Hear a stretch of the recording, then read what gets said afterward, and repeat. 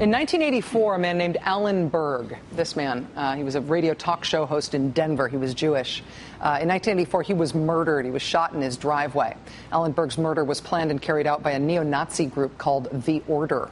Our next guest wrote a book about that murder. For his trouble, his own life was threatened. The book about the assassination of Alan Berg by white supremacists was called Talk to Death. It was Stephen Singular's first book. His latest book, 25 years later, is about the assassination of Dr. George Tiller by the anti-abortion extremist Scott Roeder in 2009. Mr. Singular says he thinks of the book about Dr. Tiller's murder as a sequel of sorts to the book about Alan Berg's murder, saying in the book, quote, the overwhelming difference in the U.S. between 1984, when Alan Berg was shot in an act of domestic terrorism, and 2009 was that extremism was no longer extreme. The sense of victimization that had once fueled The Order was now broadcast 24 hours a day on talk radio, on cable television, and was encouraged in countless other respectable venues. Joining us now once again is Stephen Singular, author of the new book, The Wichita Divide, The Murder of Dr. George Tiller, and the Battle Over Abortion. Stephen, you talk a lot in this book about the mainstreaming of what used to be fringe ideas. Do you see parallels in the motivation of these different fringe figures who committed these two murders 25 years apart?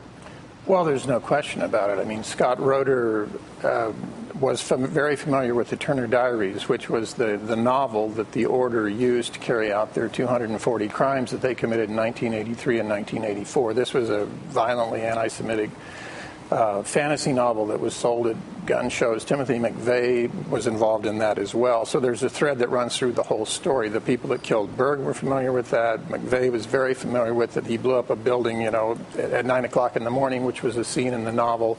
And then Roeder traveled in some of the same circles, and it was around, the same literature.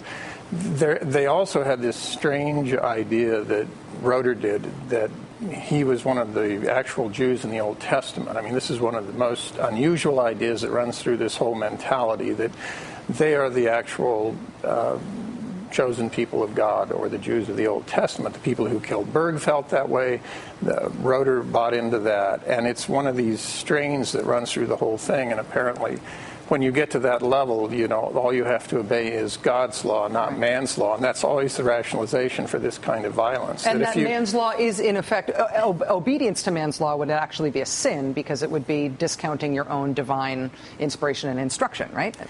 Well, yeah, but more it is, I think that it just overrides the rule of law, which is one of the foundations of our society. So in the state of Kansas, you have someone like Phil Klein, who's the Attorney General, who's the highest elected official in the state, using the power of law to go after Dr. Tiller in every possible way he can. When this is a legal activity that's being carried out, he uses the resources of the state, he uses the people of the state, he takes women's medical records and hides them and scurries them around the state and does whatever he wants with them after a judge has told him that he cannot do that.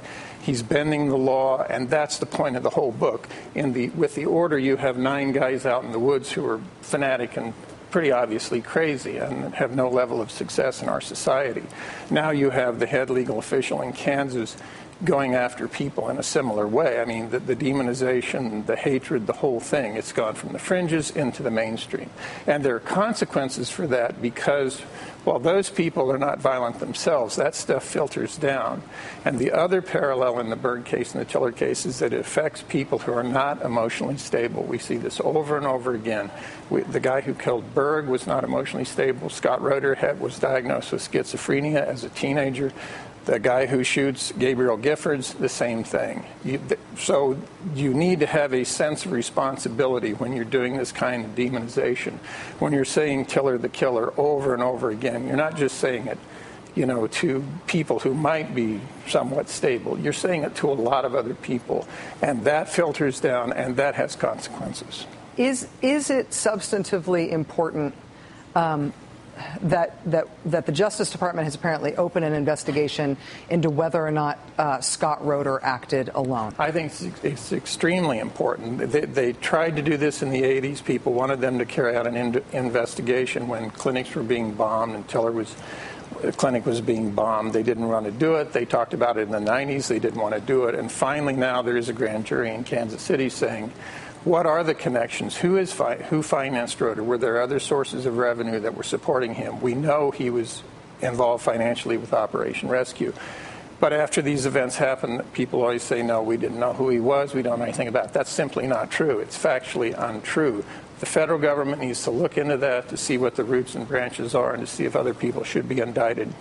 Stephen Singular is author of the book The Wichita Divide, The Murder of Dr. George Tiller and the Battle Over Abortion. The book comes out tomorrow. I really appreciate you being here the night before it's released. And I have to say, just as somebody who's done a lot of reporting on this, you both deepened and really widened the scope of what we know about this murder in a way that I think is going to be really helpful to understanding its impact. So I think it's a real service to the country. Thanks for having done it. Thank you.